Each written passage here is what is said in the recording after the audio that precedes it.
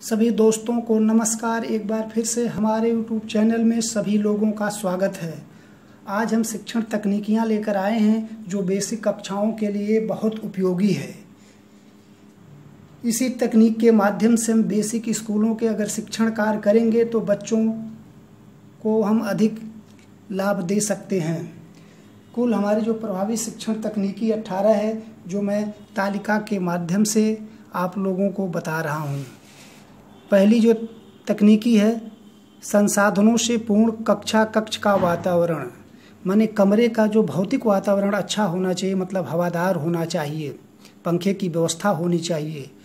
कक्षा प्रबंधन बैठक व्यवस्था, माने कक्षा में जो बैठने की अच्छी व्यवस्था होनी चाहिए।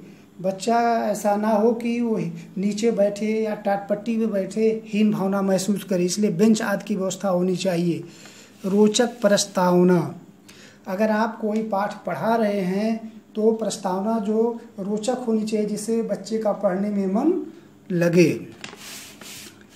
उसके बाद शिक्षण अधिगम सामग्री का उपयोग, अगर आप पढ़ा रहे हैं तो पढ़ाते समय आप शिक्षण अधिगम सामग्री का उपयोग करें, जिससे बच्चा उस सामग्री को देखकर ज्ञान प्राप्त करे, उसको जाने उसके बारे में।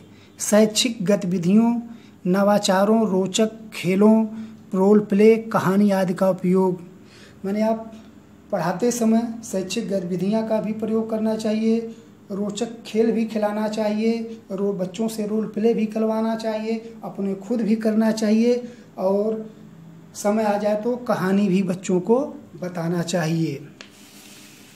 प्रश्न पूछना, अगर आप पढ़ा रहे हैं उससे संबंधित बीच बीच में बच्चों से प्रश्न भी पूछना चाहिए। अगली तकनीकी है सीखने के लिए बातचीत, अगर बच्चे को हम सिखाने की कोशिश कर रहे हैं उससे अच्छी तरह से हम बातचीत भी करते हैं और हमें करना भी चाहिए। बच्चों के लिए कार्यपत्रक की तकनीक अपनानी चाहिए। सभी को शामिल करना, माने सभी बच्चों को शामिल करना चाहिए। ऐसा नहीं है कि कुछ खेल आप खिला रहे हैं या कुछ सिखा रहे हैं, उसमें कुछ बच्चों को अगर बाहर कर देंगे उस बच्चे में हीन भावना आ जाएगी। इसीलिए इस तकनीक में कहा गया है कि सभी बच्चों को शामिल करना चाहिए। समूह कार्य, माने अगर आप कोई कार्य करा रहे हैं तो इसमें जो है सारे बच्चों को मिलाकर कोई कार्य कराएं। जोड़ी में कार्य, आप दो बच्चों की जोड़ी बनाकर कोई कार्य भी करा सकते हैं या कोई चीज़ सिखा सकते हैं। अगला है परिवेशीय संसाधनों का उपयोग, जो आपके परिवेश में है उन संसाधनों का आपको उपयोग भी करना चाहिए। अभ्यास के अवसर देना, हर बच्चों को अभ्यास के लिए अवसर देना चाहिए।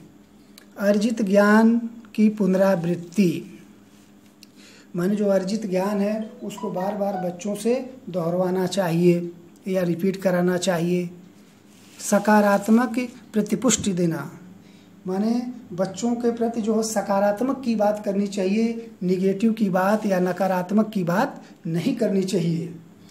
अगर आप सकारात्मक की बात करेंगे तो बच्चे में सकारात्मक भावना सुनकर उसमें वो जिज्ञासा जागेगी और वो आगे सीखने की कोशिश करेगा।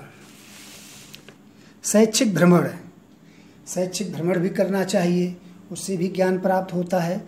सरल से कठिन की ओर, आप जो है सरल से कठिन की ओर बढ़े, ऐसा ना हो कि आप कठिन से सरल की ओर आएंगे। तो इसे अगर सरल से कठिन की ओर जाएंगे तो बच्चा जल्दी सीखेगा, तो इसलिए ये तकनीकी अपनाई गई है। प्रोजेक्ट कार्य भी करना चाहिए, कुछ अपने बताकर बच्चों से भी प्रोजेक्ट कार्य करवाना चाहिए। यही हमारी बेसिक स्कूलों में 18 तकनीकियाँ जो है निर्धारित की गई है।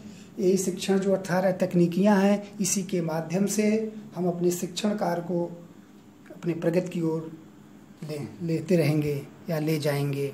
धन्यवाद।